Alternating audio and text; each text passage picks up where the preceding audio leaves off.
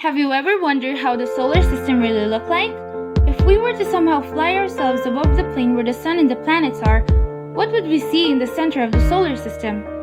The answer took a while for astronomers to figure out, leading to a debate between what is known as the geocentric and the heliocentric model.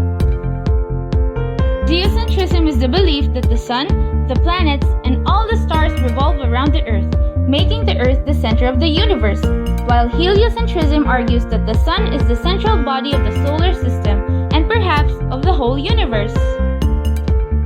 Historians of science identified that the scientific revolution started with the Copernican Revolution, wherein a Polish politician named Nicholas Copernicus overturned Claudius Ptolemy and debunked the concept of our solar system.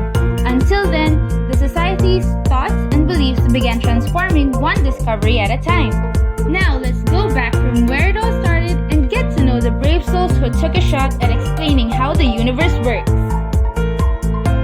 First up is Anaximander of Miletus. Anaximander is known as the father of astronomy and believed in a geocentric universe. He imagined the Earth as hanging in space with other heavenly bodies and describing circles around it. Anaximander also believed that the Earth was cylindrical in shape, held at the center of everything, and imagined it to be surrounded by air and then fire. Next up is the father of idealism, Plato. Plato also believed in a geocentric universe and had the idea that the stars, sun, and moon were fixed to a concentric crystalline spheres moving across the sky at varying rates.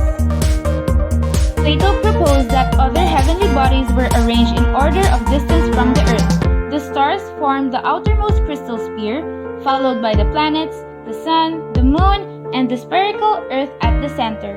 Could you believe that the person we consider as the grandfather of science also believed in a geocentric universe? Oh, you heard that right. Aristotle believed that the planets and the stars were perfect spheres, just like how his teacher thought. But the only difference is that he thought that the Earth itself was not a perfect sphere.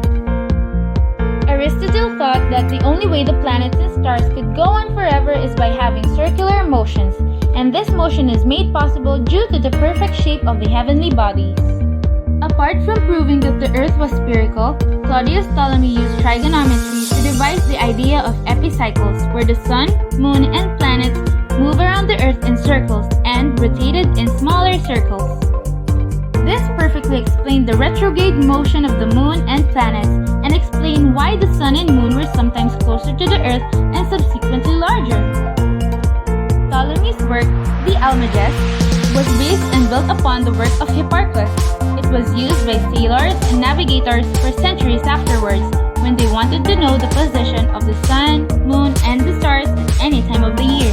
The equant was a big question mark that troubled a lot of philosophers. It stated that it was not possible for a sphere to rotate with stability evenly around the point which was not its geometrical center. Copernicus tried to revise the Ptolemaic system by substituting the sun as the center of the motion of the planets. But in the prevailing Aristotelian perspective, putting the Earth in motion was an absurdity as it violated common sense. And since Copernicus realized his conception would make little sense to the public, he kept it to himself and few trusted colleagues for 30 years, until finally urged to publish in the year of his death, 1540. Copernicus' system led to the theory that the Earth was itself just another planet also in orbit around the sun.